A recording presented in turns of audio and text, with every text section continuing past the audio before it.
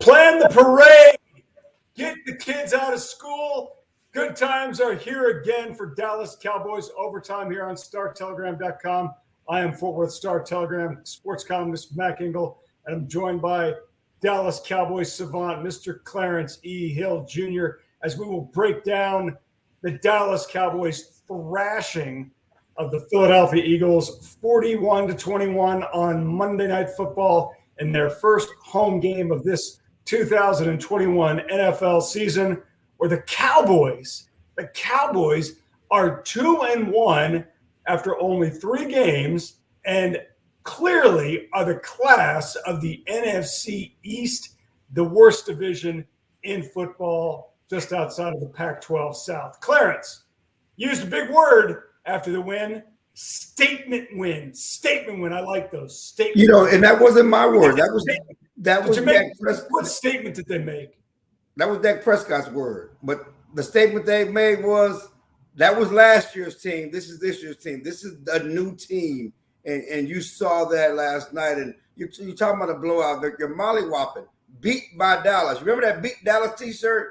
The Cowboys social media team quickly to put out those Beat by Dallas t-shirts to Eagles high school Harry coach Nick Sirianni with that high school hijinks, sophomore trash talking, because this is a rivalry, by God, and we're going to play like it's a rivalry. That rivalry went out the window pretty quickly. The Cowboys controlled this game from beginning to end. This was their finest and most complete performance, certainly the Mike McCarthy era. They have a right to feel good. This was a statement victory for the Cowboys. They have a chance to build on it, and that's the best thing about it. You get to win. You let everybody know you are here, that what you did against Tampa was no fluke. You followed up. You had a nice win at the Los Angeles Chargers. It actually looks better today than it did last week because the Chargers knocked off the Kansas City Chiefs. Things are looking up. The arrows are going up for this Cowboys football team. And what was really impressive about that win is that they still have some issues on that offense. Let's start with our good friend Lyle Collins, who is suspended 5 games by the NFL for a couple of reasons. Apparently bribing officials. Allegedly. That's right. NFL reporter Adam Schefter tweeted out on Sunday that Lyle decided to try to bribe some officials. Allegedly. Anyways, he's not in the game. An undrafted rookie free agent from last season who really looked in over his head, and Terrence Steele is playing for him. And Clarence, the last 2 weeks, their offensive line, not perfect. Tyler Biadasz at center is no Travis Frederick, even though they went to the same school. Their offensive line has looked pretty good, even with a guy like Terrence Steele in there, who looks like he has gotten a lot better from last year to this year. Let's call it what it is. Kellen Moore's in a zone right now. In the zone. That's right. He's hot. He is hot. He's in the zone calling plays. As I said last night during the game, it was a nice tweet. You should follow me on Twitter. It's like eeny, meeny, miny, mo, catch the Eagles by his toe. Whatever you want, whatever toe he wants to pull, he can do what he wants with this offense, running the ball, passing the ball. Dak Prescott was Troy Aikman-like efficient. I think he was 23 or 28, okay? Again, Dak Prescott may be playing the best football of his career. He told us last year, coming back from the ankle injury, they would come back better than ever, and by all accounts, he has. We got all hot and bothered about the 58 passes and the 403 yards in the season opener last 2 games. Troy Aikman-like efficiency. I think he missed 4 passes last week, maybe 5 passes this week. And just on the mark, controlling the offense with the run, with the pass. Zeke Elliot, Tony Pollard, you guys were all upset about Zeke needs to be benched and Pollard needs to be doing this. They run them both, and they both have had a monster effort on the ground the past 2 games. Zeke should have had 100 last night. The Cowboys left him hanging 17 carries for 95 yards. Get that man his 100 yards. It's not about the stats, Clarence. These guys don't care about statistics. You and I both know that. I've covered Dak Prescott's entire career since he was drafted in the 4th round out of Mississippi State. We've seen him progress. We've seen him dip. Seen him go through a catastrophic injury like he did almost 1 year ago to the date. I asked him last night because I think this is the best he's ever played. Even though last season, before he got hurt, he was putting up stratospheric statistics. And Mike McCarthy said it. One of the reasons is that the Cowboys fell behind and they got into track meets against the Browns, against the Falcons, and some other teams. But Clarence, I I'll go a step further. I think he's playing better right now than I think even when I saw some of Tony Romo's best stretches of his career. You mentioned it. We're seeing. You mean America's Next Great Quarterback? I mean, you were author of that book. I am. It's a fine book. It's still available on macengel.com. I can get you a copy if you ask me nicely, or you just pay me either book, one. Okay. But I do. You mentioned it, that Aikman's efficiency and Dak's efficiency these last 2 weeks, he's been nearly perfect. And if you want to say Kellen Moore, all this stuff goes hand in hand. Can you think of a stretch of games where Dak Prescott has looked any better than he has in these first 3 games of the season? No, I mean, listen, that's why people get lost in numbers. I always tell people, stop getting caught up in numbers. He was good. You do that until you want to use numbers, but go ahead. No. You're a numbers guy. But he was good last year. He had 3 games, NFL record, 3 games of at least 450 yards. You cannot sneeze at that. He had those in those contests, but they were 1-2 in those games. They were 2-3 last year when he had like 1,800 yards passing through 5 games en route to possibly shattering the NFL record for passing yards in the season. That's heady stuff. You're talking about Peyton Manning and type stuff. Those are numbers you want to put up, but it was how they had to do it in those games. There were shootouts. They were behind. They had turnovers. That wasn't no fault of Dax. It wasn't that he was playing great in those games. But now, because the defense plays better and is playing better, you're not in those shootouts. They're not turning the ball over. They are controlling the game. And one reason why they're controlling the game is because Dak is controlling the game. Dak is making calls at the line of scrimmage, whether the pass or whether run. Certainly, Kellen is calling from the sideline, but Dak is also controlling the ball with his decision at the line of scrimmage, also decision when to throw. He's been patient. Here's a guy, he always talked last year about heat check. I feel we can get the big ball and heat check. I'm trying to throw one up. But he's not doing that. He is taking what the defense is giving them, being very efficient, and then handing the ball over, letting Zeke and Pollard in that rushing game wear teams down. They wore the Eagles down in the fourth quarter last night. They wore them down in the second quarter. That game, had Mike McCarthy decided to be a little bit more aggressive near the end of the first half, I know a lot of people were killing him for what was very conservative clock management. Peyton Manning did it on the Manning cast on the ESPN broadcast. I think that margin of victory could have been considerably bigger than it was. They didn't get the 4th and 1 call there on the Dak touchdown one. I thought it was a touchdown. The NFL officials didn't agree. They obviously had the screw up there in their own end zone when Dak fumbled it on the sack and Fletcher Cox scores a TD for the Eagles. That game could have been a lot worse. Oh, much because worse. The Eagles are just that bad. One guy we saw tore it up briefly was CeeDee Lamb, and he looks terrific. Clarence, there is one guy who's playing hurt. And, we didn't talk about it really last week. We certainly didn't talk about it because when you win by 20-some points, nothing really matters. Are you concerned at all about the fact that Amari Cooper is clearly playing hurt right now? Yeah, no, because he played 66 snaps. He played 66 snaps. No, obviously, but people of course, question his toughness. People question his passion for the game. He played 66 snaps with a fractured rib. And don't get caught up in the numbers again. That game last night was about the running game. And something we've talked about all year. They have a lot of weapons. Dak's going to throw it to the tight ends. They have tight ends that can catch the ball and make plays. I mean, so yeah, CeeDee Lamb caught some balls. Amari caught some balls. Dalton Schultz caught some balls. Blake Jarwin caught some balls. Cedric Wilson, nice touchdown catch at the goal line. Dak is going to throw to the guy that's open. They all understand that, as they say, everybody is eating. Zeke said it. Parsons said it. They all eat. Everybody's eating. And, feed Zeke, feed everybody. And that's what the Cowboys are doing on offense. Again, I just think that we talk about Dak, but it's Kellen Moore who's in the zone. You go back to last week, they had the swinging gate, okay? The week before or last week, they were handing the ball to CeeDee Lamb out of the backfield. This week, Connor McGovern, they had red zone issues. Bring in big Connor McGovern to play fullback on the goal line. Yeah, he got some guys too. We've seen a lot of situations like that where they'll put in an offensive lineman at some position that isn't the offensive line, and they don't know what to do. And they'll blow the block, they'll whiff. Connor McGovern was making good contact, and I know a couple of those plays last night. He was creating some space for Zeke Elliott. Like, he looked like he could actually do this a little bit. And I know you asked him in the press conference after the game, Dak Prescott, would you throw him a pass? Don't big rule it man out. touchdown. Everybody who doesn't love a big man touchdown? We Fat want man to touchdown. see the big man get the ball. Let him fat block. guy Let him touchdown. block. Then surprise him with a big. At least hand it to him for a little. William Refrigerator Perry Super Bowl touchdown, or throw it to him. Tom Brady should do that to his offense now. Throw it to him outside the backfield. I want to see Give me a a big man touchdown. That is my disappointment in Kellen Moore right now. Is that through 3 games we have not seen a fat guy touchdown. You mentioned briefly the defense. Micah Parsons continues to look outstanding. He's their best pass rusher. He was given Jalen Hurts. Best player, sir. Best player on defense. Hang on.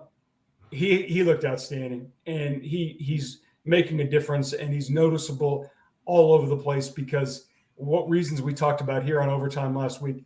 He just has sort of a knack and a feel for it, and certainly athleticism that not every guy possesses. But there's 2 other guys I want to talk about. Number 1 is Leighton Vander Esch looks pretty good. Now, I know there are a lot of concerns about him coming into this season because he's been so hurt the last 2 years, and it's a big reason why the Cowboys did not exercise the 5th year of his initial rookie contract. But Clarence, Leighton Vander Esch looks pretty good. It's not maybe as good as he was his rookie season, but would you agree that he looks like a guy who is completely healthy from the kinds of injuries that just shadowed him these last 2 years? Yeah, I mean, the thing with Leighton was always been able to stay healthy. And so that's still a question over 17 games of the season. But he looks good. And the same thing with Jalen. Jalen looks good. And Jalen's been productive. Both of them been productive. That's what it just boggles my mind when we got Micah here, we drafted this linebacker, Keno Hill. Let's get rid of the veterans. Let's get rid of those guys. And everybody would want to get rid of those guys, get rid of Jalen. Let's move on from those guys. And you're going to need those guys. A 17-game season, with all the injuries up front, you move Micah Parsons to defensive end, you lose Keno Hill to COVID, and now we have to rely on those old guys everybody wants to get rid of, and they're playing well, and they will contribute to a very strong victory against the Eagles. Just Jalen Smith was spying Jalen Hurts and running all over the field, running sideline to sideline. Again, you talked about Leighton Vander Esch, the way he played. The person outside of Trayvon Diggs, we haven't gotten him because that's a bad boy. He finally got a number 1 corner who's going to play like a number 1 corner since Dion. But the person outside of Parsons and those linebackers, the person that's the most valuable player on this defense, that's like the offense, that Dan Quinn is in the zone. You're talking about a coach who's come in, who's lost, we thought their best player, DeMarcus Lawrence, okay? Then you lose Randy Gregory for a game. You lose your starting 2 defensive ends. Now you lost Doran Armstrong. You lose Neville Gallimore, who you thought was your best defensive tackle. Keno Neal come in. Your guy from Atlanta who's come in and play from move to safety linebacker because he knows your defense. He's out for a game with COVID. Carlos Watkins is hurt. Doran Armstrong is hurt. Let me move Michael to defensive end. Let me bring these guys in. It's not an issue. In the past, these have been major issues for the Cowboys. See, that's why they're giving up yards because they don't have their guys. They don't have their guys. Let me mix and match and use guys to their best abilities. Jaron Kearse, guy no one ever heard of, coming as a free agent. He's balling out at safety, covering tight end. He looks pretty good. And I think the other thing, too, that you can't really put enough of an emphasis on is the Cowboys are playing with leads. And if you can play with leads, you can turn another offense, especially an average offense. Now, the first 2 weeks, they were not playing average offenses. But last night, the Eagles stink. Jalen Hurts can't play. He's a backup quarterback. They have one toy in Jalen Reagor. I can't ever recall watching an NFL team just give up on the run the way the Eagles did last night. And they were playing catch up, even though it was tied at 7-7, but they were never in that game. So a defense will look significantly better if you are up by 1 score and you're playing a really average quarterback. But credit to those guys. Let's do this. Don't say that they're playing with leads just because the offense is playing so well. They're playing with leads because the defense is playing well. They are. Because in the past, they weren't able to play with leads because as soon as the offense scores, the defense will score will give up a score. They're turning the ball over. They have 8 turnovers. Okay, they lead the league with 8 turnovers. Trevon Diggs, safety, turnovers and interceptions in 3 straight games. Anthony Brown, big whipping boy the first 2 weeks, has an interception early in the game. They're turning the ball over like nobody's business. So they give up yards. They keep people out the end zone. Again, Trevon Diggs, 59-yard interception for a touchdown. Consider this. It was the Alabama quarterback that threw the pass. It was the Alabama receiver that was supposed to catch the pass. It was the Alabama quarterback that took it the other way for a touchdown. That was Alabama on Alabama crime. And the main man was Trevon Diggs, who was he looked great. And Alabama man out there, Roll Tide. And, I asked him afterwards about that, about facing an Alabama quarterback and going against an Alabama receiver. Did it give Trayvon Diggs an advantage? And he said, yeah, absolutely it did. And he's familiar with all of them. He knows what they're going to do. And as he said, it's all fair game. Pick six. He is the cornerback that the Cowboys drafted and hope. In the second round. So what hang on. Got to stop talking. This is not overtime with just Clarence Hill. That's what it is. No, it shouldn't be. I mean, otherwise ratings just go in the tank. Love you. Yeah. So the Cowboys drafted Byron Jones in the first round for this kind of play that they're getting from Trayvon Diggs. And I know Diggs, when he was coming out, was one of these, you read about any negative thing you want in draft evaluations, and they're like, oh, he wasn't as good as he could have been. Well, he looks pretty good right now, and it looks like the Cowboys have a legit shutdown corner, like you said, maybe their first since prime time. Okay, the Cowboys on Sunday will host the Carolina Panthers in the second game of this 3-game homestand. Carolina Panthers 2 years ago surprised everybody when they hired Matt Rule away from the Baylor University Bear football team that crushed all of Waco and all of Sikkim Nation. Matt Rule's doing pretty well, and he's doing it under a quarterback who was a big disappointment with the New York Jets and Sam Darnold. I'm not sure there's a bigger surprise in the NFL right now than the Carolina Panthers at 3-0. Clarence, it's a noon kickoff because TV thought this was going to be a garbage game. Now it's going to be obviously a featured game, even though it will remain at noon. I got to tell you, I think Dallas is going to win this game. But this is the game when the season started that I thought would finish in a tie. I'm going to stick with it. I think this is going to go in a tie. They're going to get a tie someplace eventually, and I think this is going to be a tie. You're just shocked, Val. You're shocked. No, you're Howard Stern of the Star Telegram. I'm telling you, eventually this is going to happen. Stop it, Howard. It's going to happen. You're Howard and Stern. Right now, everybody's buying in, drinking the Kool-Aid. Look, the Cowboys beat up on a bad team. The Eagles stink. They're going to win the NFC East because the NFC East has the monopoly on the NFL's garbage. Washington doesn't have a quarterback, and the Giants are stuck with Jason Garrett now, whom they want to run out of all of Greater Manhattan. So they're going to win the NFC East. They're going to play a decent team against another decent team. Eventually, we're going to get a tie. You're just trying to be right on the tie. Stop it, Howard. That's Cowboys win this game. Carolina's played well. They surprised teams, but they're still Carolina. Still have some questions on that team. It's going to be a tougher game than expected. The Carolina defense is pretty good, so they're going to have to protect Dak Prescott. But again, this is an opportunity for the Cowboys to get on the roll. Regardless of how good Carolina is, how good they're playing, you're at home. Win at home. You're 2-1. It's the first of Sunday was the first of 3 straight games at home. Take care of business at home. You had the Eagles. You won that. Beat Carolina. You have the winless Giants up next before you go to New England. You understand you also have tough road games down the road at Minnesota, at the Saints, at the Chiefs. Take care of business at home. The Cowboys take care of business at home. Get off to a fantastic start. This could be a special season. All right, special season. I didn't say anything about a parade, though. I don't know what you're talking about. That was a life. I'm a different person then. So we're all going to fall for this and think the Cowboys are going to be 4-1 coming out of this homestand. They should be. But one thing last week I want to go over. We've been asked to go over some fantasy predictions for the upcoming game. Last week, Clarence pulled a cliche out of his head. Oh, go with CeeDee Lamb. Yeah, that took a lot of ingenuity. What did I tell you to do? What did I tell you? Listen to Uncle Mac. Mac's never wrong. I said, and I'm not patting myself on the back. I'm just stating facts. I said, break your arm. No, it's sprained. I said, go with the Cowboys defense.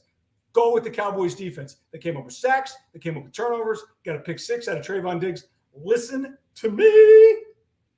This week, I'm not going to be fooled. I'm not going to try to do it in misdirection. Go with Dak Prescott. He's playing pretty good. I'm going to pull one out of a hat. If you are in trouble, and you got tight end issues, look at one of the Cowboys tight ends. Look at either Blake Jarwin or Dalton Schultz. Now I'm going to ask you because this is Schultz is taking that starting job back from Blake Jarwin. Let's just be honest. I think you're right. Now he's not the greatest blocking tight end. No, but Jarwin's not the greatest blocker at all. No, he's not. He's got the Olay thing. He's better than it's the tallest short guy. Okay, clever. So, Clarence, if a fantasy player is looking at this, we got the obvious ones. You went with Dak. That's a good call. Obviously, I knocked it out of the park last week with the Cowboys defense. But if you had to go with a tight end to get you some points, right? You got to get points. Are you going with Schultz or Jarwin? I'm Schultz all the way. Schultz is a much better player than he was last year. He runs stronger. He breaks tackles. Dak loves him. He likes throwing to him. Go with Schultz, the Stanford guy. The Stanford guy, always go with the smart guys. Okay, this has been a lot of fun. Again, the Dallas Cowboys are 2-1. For all of your Dallas Cowboys coverage needs, please check us out on StarTelegram.com. He's Mr. Clarence E. Hill Jr. I'm Mac Engel. We'll see you next week. Oh.